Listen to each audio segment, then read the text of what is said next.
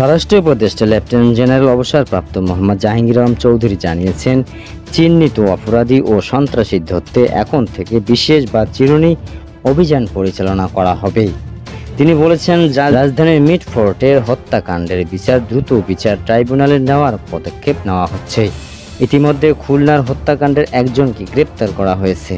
কোনো অপরাধীকেই পুলিশ প্রশ্রয় দিবে না। দুপুরে স্বরাষ্ট্র মন্ত্রণালয় সম্মেলন কক্ষে আইন শৃঙ্খলা সংক্রান্ত উপদেষ্টা পরিষদ কমিটির 11তম সভা শেষে সাংবাদিকদের তিনি এসব কথা বলেন। স্বরাষ্ট্র উপদেষ্টা বলেন, খুন, চুরি, ডাকাতি, চাঁদাবাজি, ছিনতাই, সন্ত্রাস, অপহরণ, নারী নির্যাতন, মব সহিংসতা, মাদক ও চোরাচালান সহ সব ধরনের অপরাধমূলক কর্মকাণ্ডের বিরুদ্ধে আইন শৃঙ্খলা বাহিনীর নিয়মিত অভিযান পরিচালনা করছে। পরিস্থিতি বিবেচনায় সরকার যে কোনো সময় চিহ্নিত অপরাধী ও সন্ত্রাসীদের ধরতে বিশেষ বা চিরুনি অভিযান পরিচালনা করতে পারে।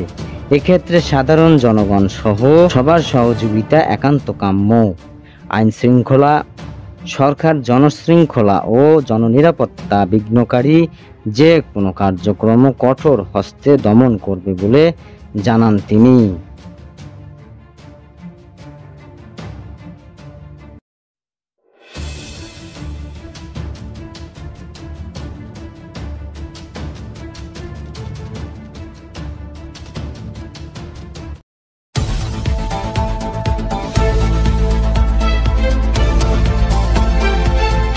জাতীয় নাগরিক পার্টি এনসিপি তাদের নিবন্ধন ও প্রতীক সংক্রান্ত বিষয় নিয়ে প্রধান নির্বাচন কমিশনার সিএসি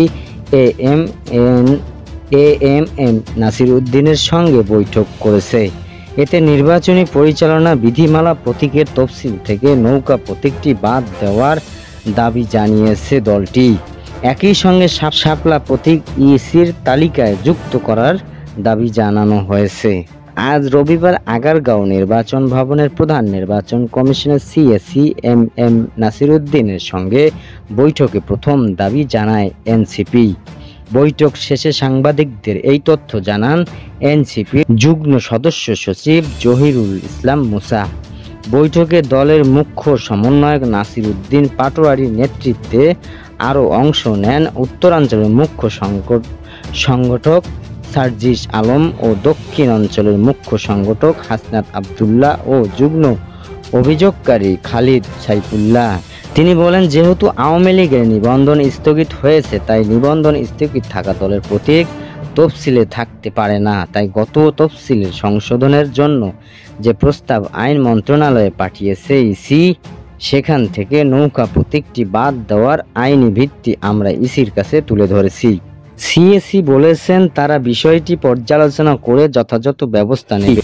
ইস্যুতে তিনি বলেন, আমরা 3টি প্রতীক শাপলা, কলম ও মোবাইল চেয়েছি বটেই, তবে আমাদের মূল একমাত্র লক্ষ্য হচ্ছে শাপলা প্রতীকটি আমাদের বরাদ্দ দেওয়ার হোক।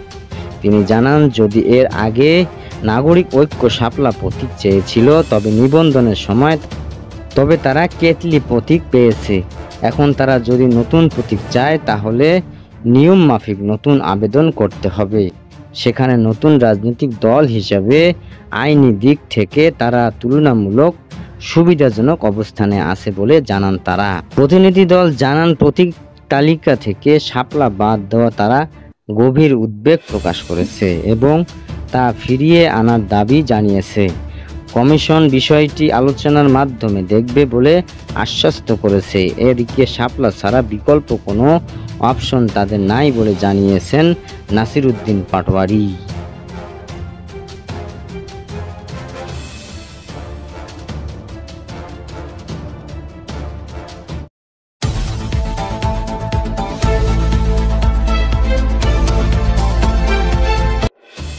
সশস্ত্র বাহিনীর ক্যাপ্টেন ও তদুপদ মর্যাদার কর্মকর্তাদের বিশেষ বাহিনী ম্যাজিস্ট্রেটের ক্ষমতা আরও 2 মাস তথা 60 দিন বাড়িয়েছে সরকার। জনপ্রশাসন মন্ত্রণালয় প্রজ্ঞাপনের এই আদেশ জারি করা হয়। প্রজ্ঞাপনে বলা হয়, বাংলাদেশ সশস্ত্র বাহিনী ক্যাপ্টেন ও তার ঊর্ধ্বতন কমিশনার ও কর্মকর্তাদের কোস্ট গার্ড ও বিজিবির প্রেষণে নিযুক্ত কর্মকর্তা সহ ফৌজদারি কার্যবিধির 12(1) ও 17 ধারা অনুযায়ী বিশেষ নির্বাহী ম্যাজিস্ট্রেটই ক্ষমতা দেওয়া হয়েছে। এই ক্ষমতা 14 জুলাই থেকে 60 দিন কার্যকর থাকবে। সারা দেশে তারা এই ক্ষমতা প্রয়োগ করতে পারবে। প্রজ্ঞাপনে আরও বলা হয়, সেনাবাহিনীর এই ম্যাজিস্ট্রেট কর্মকর্তা ফৌজদারি কার্যবিধির 60, 64, 65, 83, 84, 86 ও 95, 2, 100, 105, 107, 109, 110, 126 ও 127, 128, 130, 133 ও 142 ধারায় অপরাধ বিচার করতে পারবেন। উল্লেখ্য, গত বছরের 17 সেপ্টেম্বরের প্রথম সশস্ত্র বাহিনীকে এই ক্ষমতা দেওয়া হয়। এরপর থেকে নিয়মিত 2 মাস পর পর মেয়াদ বাড়ানো হচ্ছে।